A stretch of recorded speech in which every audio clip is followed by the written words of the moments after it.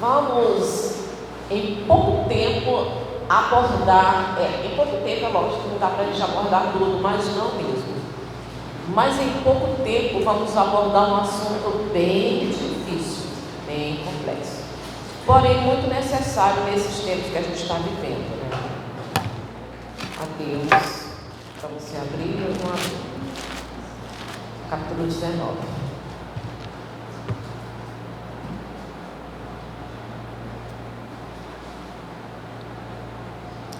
Vamos lá? Mais uma vez aqui a gente encontra os fariseus tentando pegar Jesus e eles fazem uma pergunta capciosa para Jesus. Eles querem, na verdade, que você vai ver aqui, eles tentando descobrir qual o lado de Jesus. Se Jesus está do lado de uma escola ou de outra. Porque naquela época tinha duas escolas bem conhecidas e eram as escolas que as pessoas lá conheciam e se guiavam por elas. No versículo 1: E aconteceu que, concluindo Jesus estas palavras, deixou a Galileia e foi para o território da Judéia, além do Jordão. Seguiram-no multidões e cruas ali. Vieram a ele alguns fariseus e o experimentavam, perguntando: é lícito ao marido repudiar a sua mulher? Por que motivo? Ou seja, por qualquer motivo? Essa foi a pergunta. Então, como a gente já viu aqui, como está com o título na minha Bíblia e está título aqui na tua Bíblia, acredito, a gente vai dar como título para essa mensagem: divórcio. Divórcio. É o título da mensagem: divórcio.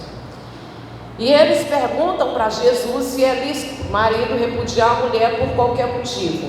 Esse qualquer motivo era um quesito muito usado na escola de Hilel. Tinha a escola de Shammai e a escola de Hilel. A escola de Shammai já era mais a favor do divórcio em caso de adultério ou de relações sexuais ilícitas, que é o que a gente vai encontrar aqui, né? Que inclui o adultério também. E já a de Hilel, por qualquer motivo, a mulher ela era repudiada e o marido não se divorciava. A gente vai estudar mais aqui no 4. Então respondeu ele: não tendes lido que o Criador desde o princípio os fez homem e mulher? E disse: por esta causa deixará o homem pai e mãe e se unirá à sua mulher, tornando-se os dois uma só carne. De modo que já não são mais dois, porém uma só carne. Portanto, o que Deus ajuntou, não o separe o homem. É muito interessante aqui que quando eles chegam para Jesus para saber qual que ele apoiava, qual as duas escolas que ele apoiava, Jesus ele vai para Gênesis, mostrando para aqueles homens, mostrando para as pessoas que esse assunto, ele vai além da escola de Shammai e vai além da escola de Hilel. Esse assunto é um assunto que ele traz o original do casamento, né? Porque ele entendeu, ele sabe que aquilo dali era uma dúvida que tinha na cabeça dos fariseus e na verdade na cabeça de todos, inclusive dos discípulos, porque uma pregava uma coisa, o outro pregava outra.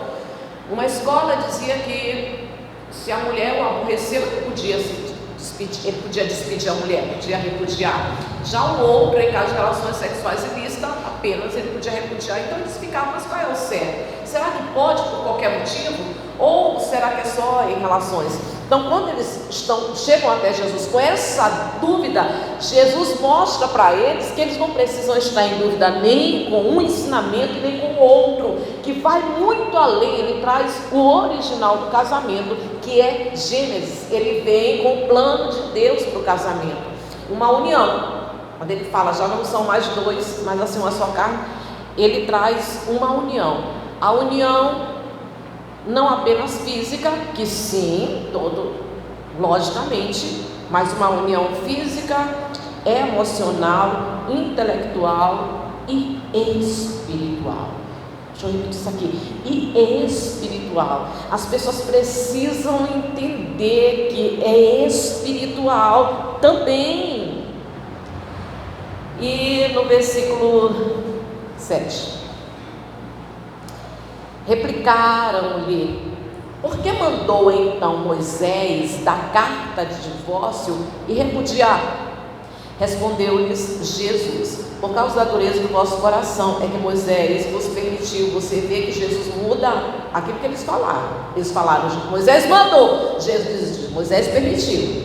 Eles falam: Moisés mandou. Jesus usa uma outra palavra, ele permitiu.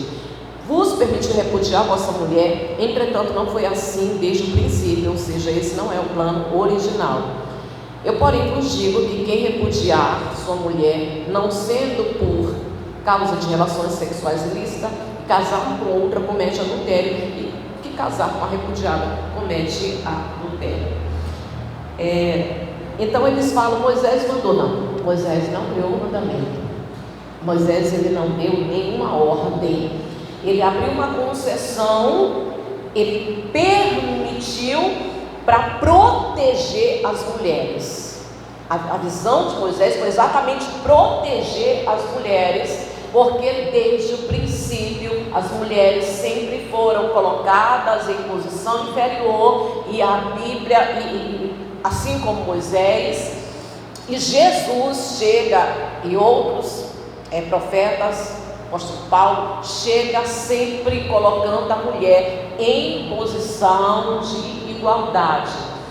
E era caso tão sério esse repúdio às mulheres, que eles chegavam a debater entre si a questão da alma da mulher, se existia ou se não existia, se mulheres tinham alma ou se não tinham alma. Uma coisa era tão séria assim. Então ele fala: Moisés não permitiu. E aí as pessoas usam isso daqui, as pessoas, inclusive igreja, para dizer que o divórcio é um mal necessário por causa da dureza do coração. E você escuta muita gente falando isso. Quando ela quer justificar o divórcio, ela traz para a Bíblia dizendo que é um mal necessário e por causa da dureza do coração, como se isso fosse algo que realmente justifica, como se fosse um orgulho dizer: entenda, Moisés lidava com um povo de dura cerviz. Moisés lidava com um povo rebelde. Moisés lidava com um povo que não temia, que não respeitava, que não andava de acordo com a vontade de Deus, com um povo rebelde, um povo que provocava a Deus, que provocava a ira de Deus, um povo que suscitava a ira de Deus. Então você é esse povo? Você por acaso é igual àquele povo que provocava a ira de Deus? Porque é com esse povo que Moisés lidava, com um povo de dura cerviz, de coração duro, rebelde. Então, lidando com aquele povo que repudiava a mulher por qualquer motivo, então Moisés abriu a concessão para proteger as mulheres, até para impedir que os homens matassem as suas mulheres, porque até aí o repúdio era por causa de morte. Algumas mulheres eram subjugadas, eram humilhadas, eram maltratadas. Então, para proteger a mulher de maus tratos, ele abre essa concessão e ele dificulta o repúdio, porque agora tem um documento, tem um certificado, e esse certificado ele não era fácil de conseguir. E esse certificado ele dava à mulher a liberdade, e ela estava livre para casar com outro. Inclusive isso está lá em Deuteronômio capítulo 24, versículo 1. Ela poderia casar-se com outro, e ele até acrescenta, que se ela se casasse com outro e esse viesse a morrer, ela não poderia voltar para aquele primeiro, porque passado é passado, acabou, não volta para o primeiro, e se voltasse seria pecado. Então, Só fazendo uma ressalva, Moisés abriu concessão para proteger as mulheres, porque ele lidava com um povo de fato de dura serviço. Nós somos esse povo, o povo de Deus, o povo crente. O povo crente é esse povo que andava no Egito provocando a Deus. Nós somos esse povo. Somos igual ao povo que andava no deserto em círculo. A maioria sim, é igual aquele povo. Então parece até um orgulho. Nós temos um coração duro, então é um mal necessário. Por causa da dureza do coração do homem, Moisés abre concessão, não como um mal necessário, mas como um remédio amargo. Acho que deu para entender. Não como um mal necessário, mas como um remédio amargo, um remédio ruim. Vou ver aqui. No 8, respondeu-lhes Jesus: por causa da dureza do vosso coração é que Moisés nos permitiu repudiar a vossa mulher, entretanto não foi assim desde o princípio. Vamos estudar aqui o 9. Eu, porém, vos digo que o que repudiar a sua mulher, não sendo por causa de relações sexuais ilícitas, e casar com outra comete adultério, casar com a repudiada comete adultério. Essas relações ilícitas, a gente precisa também trazer cultura. Irmãos, quase tudo que a gente lê na Bíblia, a gente precisa ter um entendimento que envolve cultura. O que eu estou falando aqui? Eu estou falando que nessa época aqui, a cultura hebraica, o noivado era um casamento. Estavam prometidos um ao outro noivado. Para eles era casamento. Então havia uma traição, era adultério. Para eles era adultério. Para nós é prostituição ou fornicação, um desses dois, ou é prostituição ou é fornicação, porque para nós a nossa cultura, o noivado não é casamento. O noivado não é tão sério, não é um compromisso já acertado e insolúvel, já está resolvido, não tem como dissolver, como na cultura hebraica. Para nós é diferente, para eles. Então, quando ele fala isso daqui, que outras traduções já deixam mais claro como divórcio, ele fala sobre a cultura hebraica, inclusive as relações sexuais ilícitas, ou seja, adultério, porque no noivado, se existia fornicação, era adultério, para eles era adultério. Não precisei falar, foi isso que aconteceu com José e Maria, que ela poderia ser apedrejada como adultério, porque adulterado contra José, sendo que eles ainda não estavam casados, apenas prometidos um para o outro. Versículo 10. Só mais uma coisa: e o que casar com a repudiada comete adultério. Inclusive que está entre parênteses, esse daqui a gente precisa, vou deixar mais para frente, porque a gente precisa estudar esse bem aqui. Deixa mais para frente, a gente volta depois. No 10, disseram-lhe os discípulos: se essa é a condição do homem relativamente à sua mulher, não convém casar. Jesus, porém, respondeu: nem todos são aptos para receber esse conselho, mas apenas aquele a quem é dado. Então aqui fica muito claro sobre a seriedade do casamento, o quanto o casamento Jesus ele deixa bem claro. E os discípulos entenderam as palavras de Jesus. Tem muita gente que coloca as duas mãos no ouvido, embora às vezes lê, às vezes ouve uma pregação, mas prefere se fingir de mal entendido. Mas os discípulos compreenderam que Jesus deixou bem claro a seriedade do casamento. Então a lei mosaica abre uma concessão, mas não dá uma ordem, como os discípulos tinham esse entendimento, que era uma ordem. Que era essa carta, na verdade, não foi para liberar, para deixar liberal o divórcio, muito pelo contrário. A carta que Moisés ele fala, a carta que ele ordena que se dê, essa carta foi para inibir o divórcio. É justamente o contrário, foi para inibir o divórcio. e para proteger as mulheres, como eu já falei. Deixa eu ver aqui. O divórcio é algo tão sério, quando fala essa união que Jesus ele fala bem aqui. Deixa eu ler aqui de novo. Por essa causa deixará o homem, pai e mãe, se unirá a sua mulher, no 5, se unirá a sua mulher, tornando-se os dois uma só carne. De modo que já não são mais dois, porém uma só carne.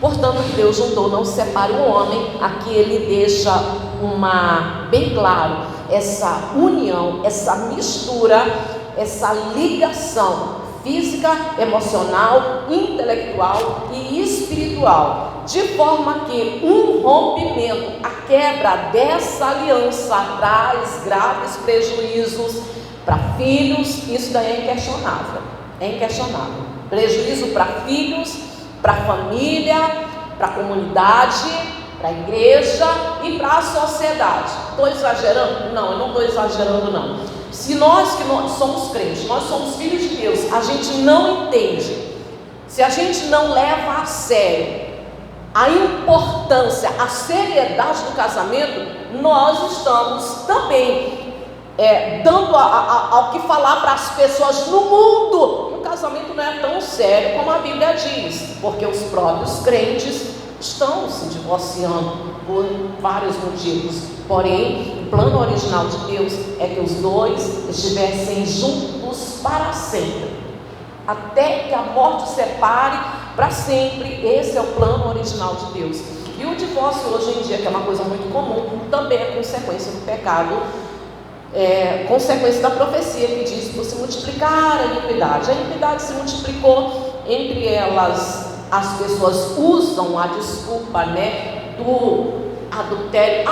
Mas o adultério, se a pessoa olhar com malícia, se a pessoa olhar com um desejo pecaminoso, ela já está adulterando. E se for assim, as pessoas vão dar liberdade para o seu ego, para o desejo da carne, porque ela está desejando, porque ela olha com desejo pecaminoso, e aí ela vai ficar se separando o tempo todo? Não, as pessoas usam isso para poder justificar, assim, mas adultério se é pecado, mas a Bíblia diz que se a pessoa olhar com desejo pecaminoso, já é um adultério. Só que Jesus está falando sobre o adultério consumado, a prática do adultério, que é que pode, por causa da dureza do coração. Então, existe essa concessão para se divorciar em caso da pessoa cometer o adultério. Mas aí eu quero trazer uma coisa muito importante, é que as pessoas consideram o adultério como um pecado horrível, um pecado que não dá para perdoar. E você escuta muito isso, né? Eu escuto e acredito que vocês também escutam. É um pecado imperdoável, porque se alguém se me trair, se cometer um adultério, se eu souber, se eu pegar, não tem nem como, não tem chance. A pessoa se declara logo uma rebelde, um coração duro. Mas se nós olharmos para esse lado, que esse é um pecado horrível, horrendo, quero dizer para vocês que se a gente for por essa de pecados mais graves, se a gente pudesse selecionar os pecados mais graves, fazer aqui uma lista aqui para vocês. A apostasia é um pecado gravíssimo, e a apostasia é o esfriamento da fé e abandonar a fé, é rejeitar, abandonar a fé. A apostasia, o furto, quando a pessoa fica com algo que não lhe pertence, tá? Furto, a inveja é um pecado grave. Divórcio é um pecado. Mas o adultério é um pecado horrível.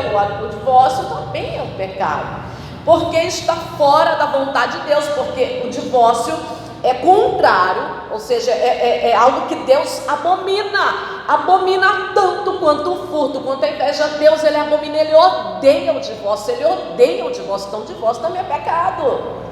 O divórcio, a raiva extrema, o ódio, ou a raiva extrema, o homicídio, a Também a fornicação, entre elas, né, a fornicação está entre os pecados de relação sexual ilícita, a feitiçaria, o sacrilégio. Sacrilégio é quando a pessoa despreza as coisas sagradas, ela não tem respeito pelas coisas sagradas. Isso aí acontece muito, né?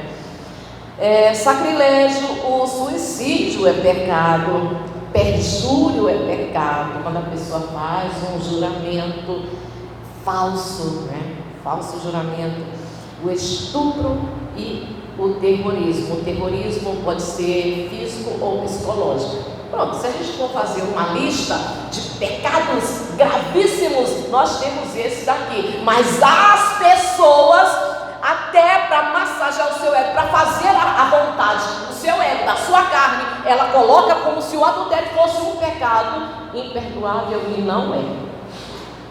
Não é. Existe um pecado que é imperdoável, que é o pecado da blasfêmia contra o Espírito Santo, que esse é muito claro na Bíblia. Mas o adultério, deixa eu repetir isso aqui, porque tem muita gente que diz que é imperdoável. É imperdoável. O adultério não é um pecado imperdoável. Marquei algumas coisas aqui. Exemplo disso, que não é um pecado imperdoável, é quando Jesus ele conversa com a mulher samaritana, né? João capítulo 4, ele conversa com a mulher samaritana. Você vê que Jesus, ele diz assim: vai chamar o teu marido. Ela diz: você não tem marido. Ele diz assim: é verdade, porque tu já tiveste 5. Você entende o que Jesus está falando? Ele reconhece 5 maridos. Ou seja, os 5 que passaram na vida dela são reconhecidos. 5 homens que passaram na vida daquela mulher são reconhecidos como marido. Ele reconhece 5 maridos. Só que esse agora é o caso, ele diz assim: mas esse que está lá não é teu. E esse que está contigo não é o teu marido. Então ele reconhece. Por que essa mulher se casou 5 vezes? Talvez exatamente por esses motivos lá da cultura, que eles repudiavam a mulher. Mas entende-se também, muita gente diz assim: ela era uma prostituta. Não, ela não era uma prostituta. Se fosse uma prostituta, ninguém dava ouvidos para aquela mulher. Sim, mas ela casou 5 vezes. E Jesus ele fala isso para tocar na ferida daquela mulher, porque a palavra de Deus ela age dessa forma mesmo. Ela toca na ferida quando ela quer curar, ou seja, para curar. Para curar, ela toca na ferida. Então Jesus ele toca na ferida daquela mulher para curar ela, porque ela é uma pessoa sofrida e ela precisa de cura, de restauração. Toca na ferida daquela mulher, mas você percebe que o encontro que ela teve com Jesus, houve ali uma cura, uma restauração, e ela estava ali capacitada para se tornar uma missionária, que ela saiu levando a palavra de Deus. Então o fato daquela mulher ali ter 5 maridos, você não vê no final da conversa Jesus dizendo: volta para o teu primeiro marido. Isso aqui é muito importante, irmão, porque eu não sei se você sabe, mas existe esse ensino por aí. Existe esse ensino. O que, irmãos, Jesus não disse assim: volta lá para o teu primeiro marido. Porque muitas das vezes você chega numa igreja e eles dão a ordem que você tem que voltar lá para o teu primeiro marido. Não importa se você já tem 10 anos de casado, você já tem filho, já construiu uma nova família, tem que abandonar. Não sei se você já viu ensinamentos assim, mas tem que voltar lá para o primeiro, que só existe o argumento usado é que só existe uma aliança. Então, Jesus não manda voltar para lá, mas do jeito com quem, a forma como a pessoa chega até Jesus, isso importa. Como a pessoa chega, com o relacionamento que ela chega até Jesus, esse importa. E com esse é que ela tem que investir, tem que lutar por ele, tem que se esforçar, ainda que esse relacionamento tenha lá suas brigas, suas confusões, sua divisão, e esteja até a beira da separação, do divórcio. As pessoas precisam entender que existe um Deus que restaura, que transforma, até porque hoje em dia ninguém mais quer glorificar Deus. Sabe, cada um segue o seu caminho. E aí eu volto a dizer que o adultério não é um pecado imperdoável, porque tem muita gente que acha que o cônjuge adulterou, eu estou livre para casar de novo, vou refazer a minha vida, agora aquela pessoa está condenada para o resto da vida. Para ela não tem mais perdão. E isso acontece muito lá fora, só que não é um pecado imperdoável, assim como todos os outros pecados têm perdão, exceto a blasfêmia contra o Espírito Santo. O que importa quando você chega na presença de Deus é o teu matrimônio atual. Não importa se você conviveu lá atrás, morou 10 anos com uma pessoa, morou 20 anos, quando você chega na presença de Deus, o teu matrimônio atual, você é casado com quem? Você é casado com quem? O teu matrimônio atual, esse é importante. A questão é que, geralmente, quando existe adultério, uma pessoa muito machucada, muito ferida, ela tem dificuldade de lutar pelo casamento dela. E, às vezes, ela até começa a lutar pelo casamento dela, só que as coisas vão ficando pior. Acontece, por exemplo, as crises no casamento, hoje em dia, resultado de se multiplicar a iniquidade, é que no passado não tinha nada do que nós temos hoje, redes sociais, WhatsApp, e tudo isso contribui para minar, para contaminar, para envenenar relacionamentos, casamento. E aí, quando acontece uma crise conjugal, até mesmo um adultério, como nós estamos abordando aqui, quando acontece um adultério, a pessoa machucada, ferida, ela até imagina que ela pode recomeçar de novo, e pode ser feliz, e podem estar juntos, que ela vai conseguir perdoar, que ela vai conseguir esquecer. E sendo pessoas de Deus, ela até dobra o joelho, ela começa a falar com Deus. Mas aí o que acontece? Ela é bloqueada pelo WhatsApp, pelo cônjuge. Alguém chega e fala, olha, ele nem fala mais o teu nome. Aí outra pessoa chega, eu vi em tal lugar, estava sorrindo, estava feliz. Então tudo isso vai machucando e vai fazendo a pessoa pensar que não tem mais jeito. E normalmente a pessoa, ela começa a dobrar o joelho toda quebrada. Daí ela chora, ela está ali na presença de Deus, pedindo para Deus restaurar o casamento dela. E quanto mais ela pede para Deus restaurar o casamento, ela pensa que não, o cônjuge está conhecendo outra pessoa. E ela chora, ela dobra o joelho, pede para Deus, traz de volta, traz meu marido de volta, traz minha esposa de volta. Quando ela pensa que não, o cônjuge assumiu a outra pessoa, já botou foto nas redes sociais. E aí, quebrada, fica em pedaços. Uma dor tão grande, mas ela confia em Deus e começa a orar, quando pensa que não, levou na casa da mãe dele, levou na casa dos parentes. Então, todos os acontecimentos vão fazendo ela acreditar que não tem restauração no casamento dela. O problema está exatamente aí. Uma pessoa ferida, quebrada, machucada, precisa do mesmo que a mulher samaritana precisou e encontrou. Deus, ele não restaura casamentos. A restauração do casamento é uma consequência. Deus não restaura casamento. A restauração do casamento é uma consequência. Deus restaura vida, restaura vidas. E a maioria das pessoas não consegue ver a restauração do casamento, porque é nisso que elas estão focadas, no relacionamento, no casamento. A partir do momento que elas começam a lutar, a orar, para ser restaurada, para ser curada, o outro que errou, que caiu em pecado, que muitas das vezes chegou a se arrepender, mas todo mundo fica empurrando, a igreja empurra para baixo, a igreja despreza, e aí a pessoa começa a achar que para ela não tem perdão. A partir do momento que a pessoa começa a buscar a restauração dela, e ela encontra em Deus cura, perdão e restauração do seu ser, da sua alma, ela é uma pessoa curada. Quando ela está curada, aí ela já não ora mais. Isso é experiência de quem já ajudou muita gente. Eu amo essa área, amo. Então, normalmente, quando a pessoa ela começa na dor, começar a buscar a Deus, e ela diz assim: ai, estou cansada, Deus, eu acho que eu já nem quero mais, e ela começa a buscar, se envolver com Deus, conhecer Deus, começa a buscar o Senhor na madrugada, começa a ter uma intimidade, uma comunhão tão grande. Normalmente isso acontece, irmão. Ela começa a ter uma comunhão tão grande com Deus, ela começa a ser feliz com Jesus, ela está tão bem com Deus que ela diz assim: ah, eu só quero Jesus na minha vida. Ah, sobre o casamento, alguém fala assim: olha, irmã, eu quero que Deus abençoe a vida dele, o importante é que eu estou tão bem com Deus, que eu não estou nem preocupada com isso. E ela fala para Deus: Deus, eu só quero o que eu estou vivendo agora, só isso, eu só quero a tua presença.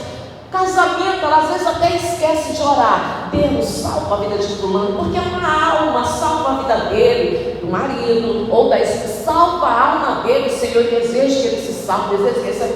Mas lá dentro dela, ela não espera mais, ela já nem espera mais que o casamento pode haver uma reconciliação, ela não espera mais isso. Ela até pensa às vezes que ela vai ficar sozinha para o resto da vida, porém ela está experimentando com Deus, ela está tendo uma experiência com Deus que é algo sobrenatural, indizível, é algo que ela nunca imaginou viver. Mas ela já não espera mais reconciliação, ela só quer curtir, aproveitar o que ela está vivendo com Deus. Aí quando ela pensa que não, restauração do casamento. Por quê? Porque agora ela é uma vida restaurada, porque agora uma vida restaurada, ela restaurada, está pronta, está apta, capacitada para viver os planos de Deus. Amém? As pessoas precisam entender esse caminho que a maioria precisa parar de ouvir as vozes, as muitas vozes dos amigos, larga de ser besta, e agora também da igreja.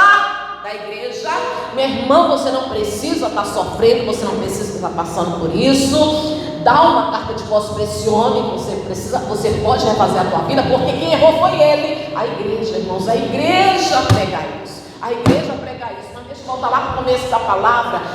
Moisés dá um remédio amargo para proteger as mulheres. Ele não dá uma ordem, ele abre uma concessão, porque ele lida com um povo de dura serviço, um povo rebelde. Por acaso nós somos igual aquele povo que ficava. Por isso é que tem muita gente que está sofrendo, porque divórcio é litígio, é demanda, é disputa, divórcio é guerra, e com isso saem muitas pessoas machucadas, saem filhos machucados, sai o casal machucado, e sai a igreja machucada, e a sociedade também é prejudicada, porque a